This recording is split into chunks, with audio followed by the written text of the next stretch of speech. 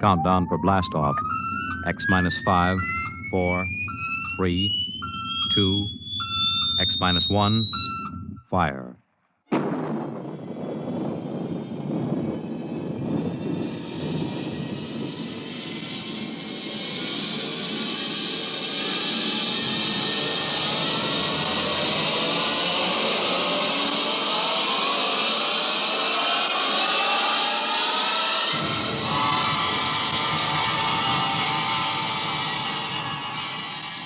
From the far horizons of the unknown come transcribed tales of new dimensions in time and space.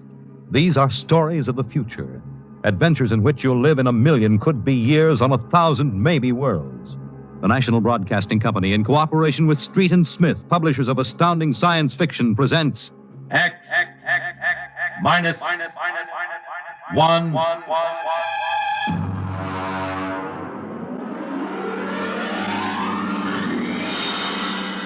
The Martian Death March.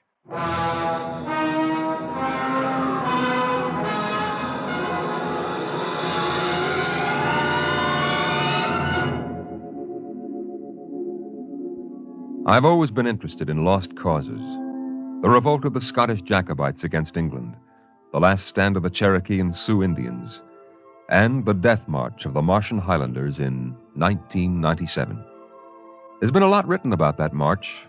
The UN Commission report covers 4 volumes, but the whole story isn't down on paper yet. I know it because, I was on that march from the beginning to the end. There's one part of the story that no one ever mentions. The Martian Death March of 97 was led by an Earthman.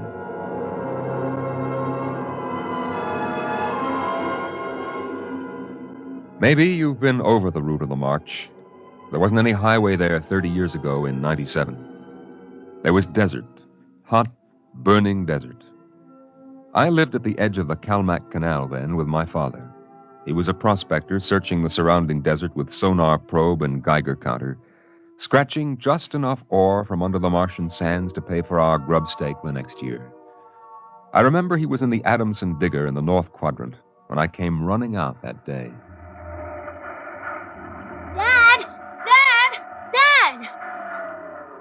There's somebody coming, Dad, across the desert. You sure? I saw them.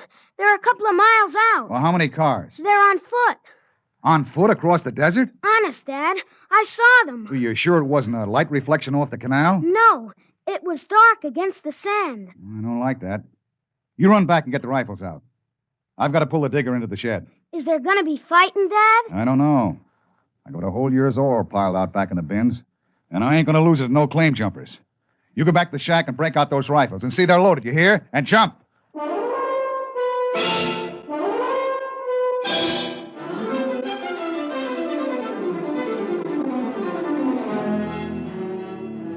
Dad had 3 surplus Army rifles and a couple of homemade grenades made out of ore cans stuffed with Adamson A explosives. We crouched inside the shack, waiting. The shadow of the water tower in the doorway grew longer as the quick Martian dusk settled down over the desert. And there they come, Al.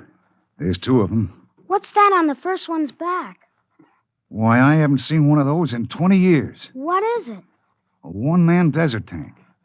They used to carry water that way before Adamson put out the air-still units. There's something funny about that second one. Look, he's all spindly, and his head's funny. He's funny, all right. Al, that's a Martian. I never saw one off the reservation before. Well, there hasn't been one, not in 10 years. I don't like this. Here they come into the dooryard. You remember what I told you. Line up the sights and just squeeze the trigger. Hello! Hello there! Now, Dad? Hello! Wait a minute. What do you want? Water! I need water! Who are you? My name is John. John, huh? What are you doing with that spider? His name is Cantalcar. I don't care what his name is. What's a human doing with a Martian? I found him in the dry bed of Calmac Canal, nearly dead of thirst. He probably ran off from the reservation. When our brothers are caged, they seek freedom. Brothers? Those spiders? All living creatures are our brothers, on Mars as on Earth. Hey, wait a minute. Bert Olstrom at False Wells told me there was a screwball heads preacher over there hollering about letting the spiders loose off the reservations. Let no man call his own. No man, nor tribe, nor nation. I guess that's you, all right. Bert told me they called you Crazy John. I don't suppose there's any harm in you. Fill your tank up at the air still. And you can even have supper with us. We would be happy to. We? What do you mean, we? Cantle Carr and myself. That spider? Oh, no, I ain't having a Martian sit down and eat with me. You come on, though. Thank you, sir. No. Where my brother is not welcome, I cannot go. Well, suit yourself. Al, get the key to the water tower. Come out here. All right, Dad. And put away the guns. We won't have any trouble from these two.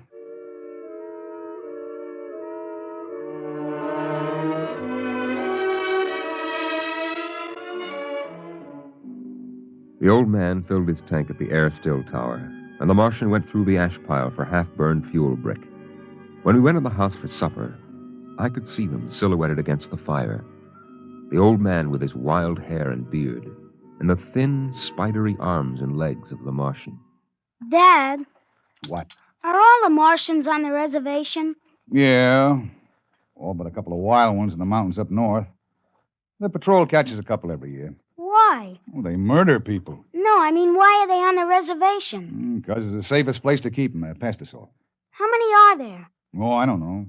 A few thousand. They keep dying off. Why? They catch earth diseases. Chickenpox almost wiped out the whole gang of them 2 years ago. Chicken pox? I had that. It didn't wipe me out. Well, you ain't a Martian. I was born on Mars. Well, I mean you ain't one of those spiders. Now eat your food, it'll get cold. Okay. Dad, Oh, what now? were the Martians always on the reservation? Well, since the Outpost 3 massacre, they have been. What was that? Oh, back before you were born, they lived wild in the mountains up north. Were they fierce? Fierce enough. Only place for them spiders, behind wire. Yeah, it sure is.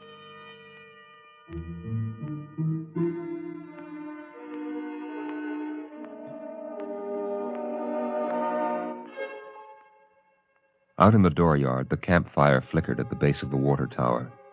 The first of the Martian moons had set. The other wouldn't rise for several hours. I could hear the sandpeepers out in the desert as I stood there. The old man and the Martian were sitting on the ground, huddled close to the fire.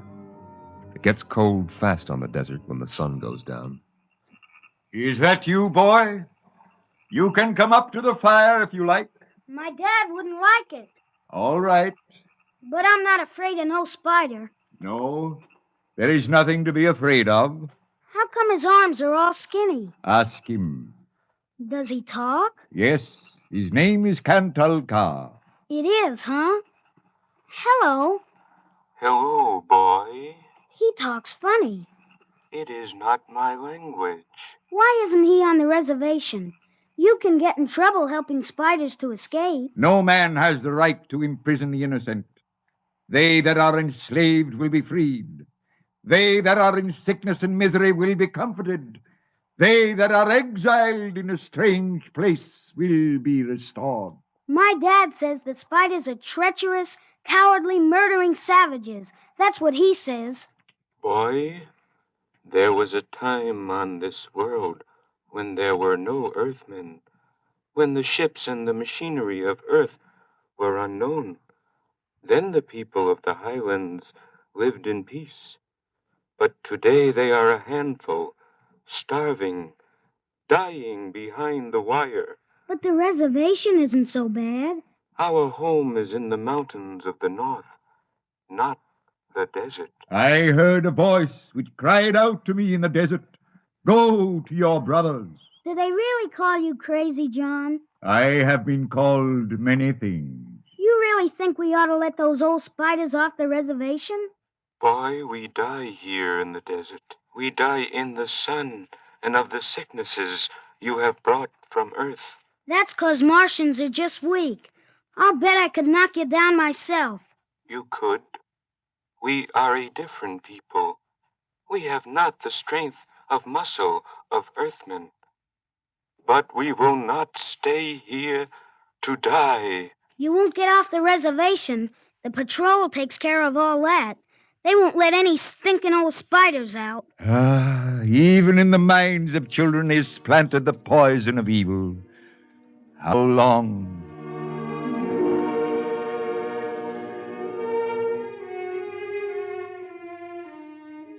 That night through the window, I could see the flicker of the old man's campfire. He was walking up and down now, shouting, singing hymns, verse after verse, his white beard catching the light as he passed behind the fire. The Martian sat slumped over, his thin, spindly arms folded across the huge barrel chest that had developed over the centuries as the air of Mars thinned and escaped into space. In the morning, I looked out, and they were gone. Looking back now, we wonder how they did it. The high-voltage wire around the reservation carried a fatal charge. The patrolmen in the tower had 50-caliber machine guns. The desert around the camp was mined heavily. Yet, at dawn, August 7th, 1997, they broke out. I was down at the dried-up canal bed hunting sandpeepers when my father came running after me. Al! Al! Here I am. Come on, back to the house. What's the matter, Dad? You shut up and run. What is it? The spiders busted loose. Bert Olstrom radioed in. They come in here? They're headed this way, the murdering devils. They kill anybody? 6 patrolmen when they busted through the wire. What are you gonna do, Dad? Fire a keg of Adamson A across the gate. You get in there and get the guns out.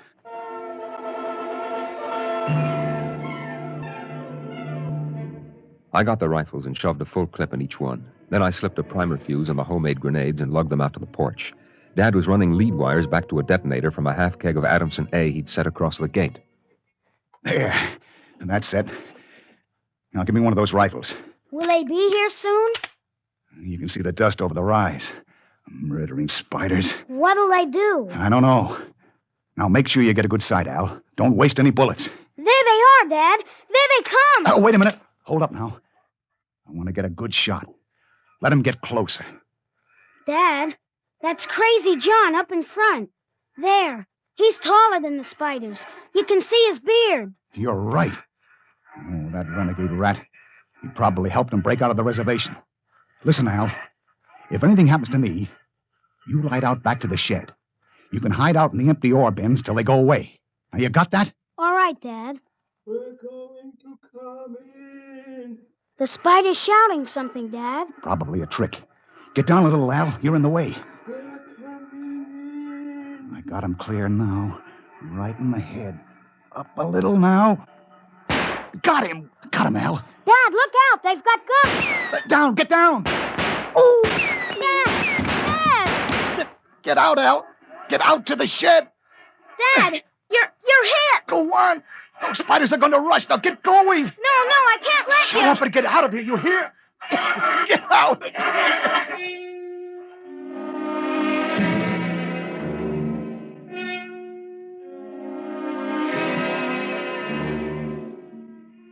I ran back through the house to the shed. Behind me, I could hear the Martians sweeping up to the dooryard. Then suddenly the ground shook, and I could feel the dull concussion waves hit my ears as the Adamson A exploded. I could hear the high, whispered screams of the Martians and the rattle of fragments on the metal roof of the shed. I dived into the empty ore bin and slammed the hatch almost shut. I sat there waiting. And then suddenly a shadow fell across the edge of light, and the hatch slid open on top of me. You leave me alone. I'll kill you. Boy, I've been looking for you. Where's my dad? What did you do to my dad? He's dead. You killed him. You and those spiders. I'll kill you. I'll kill all those stinking murdering spiders. They are our brothers, boy. Your father shot without warning, and the fire was returned against my orders.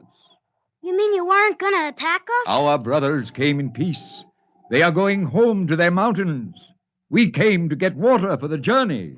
You mean you just wanted water? You... Dad! John, the Earth Patrol will be following us soon. We must go. And the boy? We'll have to leave him here with water and supplies. No, the Earth Patrol would question him. We need the time. He goes with us.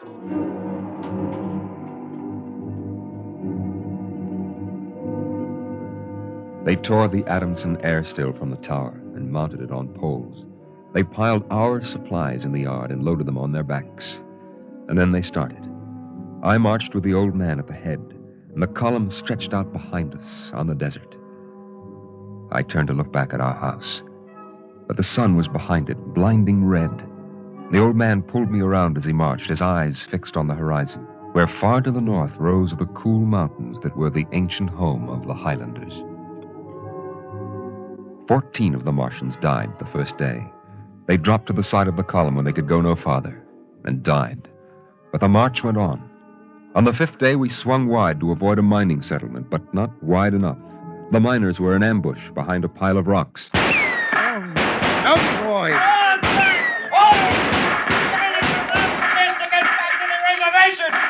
Shoot the whole lot of you! Yeah! I shall lead them home, home to the promised rest, home to the mountains.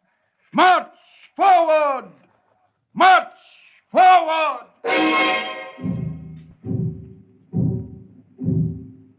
And the march went on. We wound across the desert in wild zigzags, following the paths the old man had traveled through the years. Only once a patrol plane hovered on the horizon and then shot away. The days went on, the weeks, and the Martians died. They died of exhaustion. They died of the diseases we had given. And they died of thirst. The Adamson still could produce 27 units of water an hour, no more. And on that, they died of thirst. Here, boy, here's your water. But that's more than the others got. Take it. It's yours.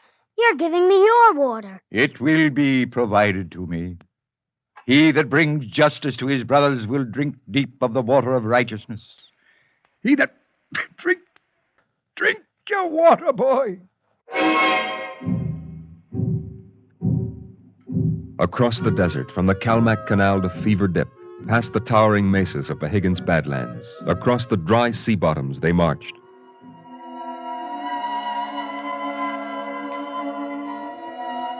On the 54th day of the march, we halted at evening. The air was thinner, colder now. The rations had long since been exhausted. I lay down to sleep wrapped in the old man's coat. Early in the morning, before sunrise, I woke suddenly. The ground mist that had covered the desert the night before was lifting slowly, and I saw the old man standing by the burned-out fire, the vapor swirling around his legs in the cold light of the false dawn, edging his wild beard. Go back to sleep, boy. I can't. The end is near. I have led them through the wilderness, dry shod across the seas, and before us lie the mountains. You mean we're almost there? When the mist is taken from the eyes of man, the place of refuge can be seen. You mean the mountains? It's over. We're there. I have led them to their home, and I must go back to the desert. You mean alone? Even now, I hear a voice in the wind. Carry the message to the men of earth. Bring to this new world the message of the old. All beings created in the universe are my brothers, and he that harms my brother harms me. Goodbye. Goodbye, boy. You'll be safe now. Goodbye, John. Goodbye.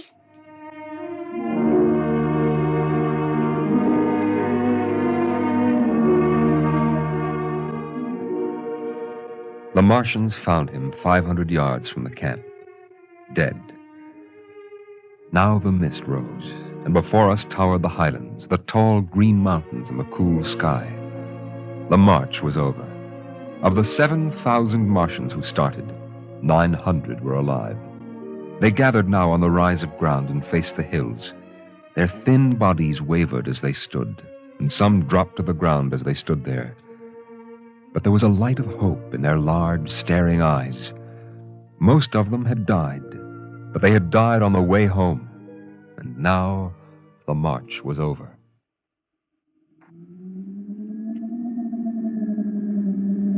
Then the patrol planes were spotted on the horizon, and within 10 minutes they had landed. The Martians stood silently as the squads piled out and set up the 50 caliber machine guns and the petroleum gel flamethrower. All right, you spiders! Hands up and stay together! Gather in a bunch and don't try anything! Sergeant? Yes, sir. Shoot the first spider that moves. And shoot to kill. All right, where's that boy? There was a boy reported. Here I am. You all right, kid? They hurt you? No, I'm all right. John gave me his water ration. Oh, the leader, huh? Well, I've got a warrant for him. Where is he? There. He's dead. Huh? Oh. Well, just as well. I'd hate to be him in front of a settler's jury. What are you gonna do to them? The spiders? See those transport planes coming in? We're going to ship them all back to the reservation where they belong. You can't. You can't do that. What are you talking about, kid? You can't take them back. They're home. John said they were home. You can't take them back. It isn't fair. I won't let you. I won't let you. I won't let you. Hey, let go of me. Sergeant! Yes, sir. Peel this crazy kid off me. All right now, kid, take it easy. I must be shot. Can't believe he's safe now. Yeah, I guess that's it. All right, you spiders, step it up. Move along to those transport planes. It's all over now.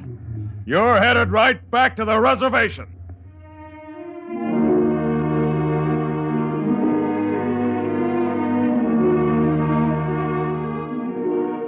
They separated them in groups of 50 and loaded them on the planes. 900 out of 7,000.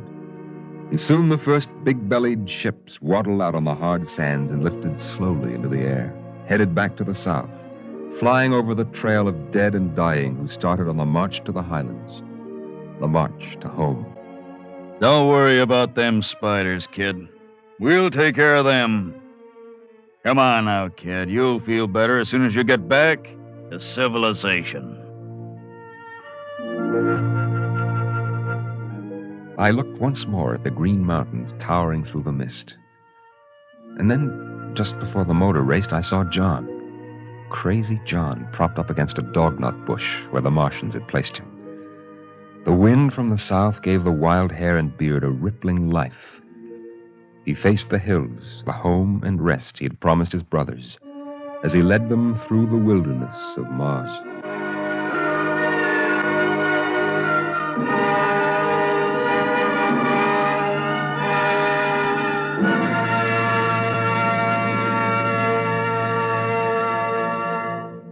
You have just heard X-1, presented by the National Broadcasting Company in cooperation with Street and Smith, publishers of astounding science fiction.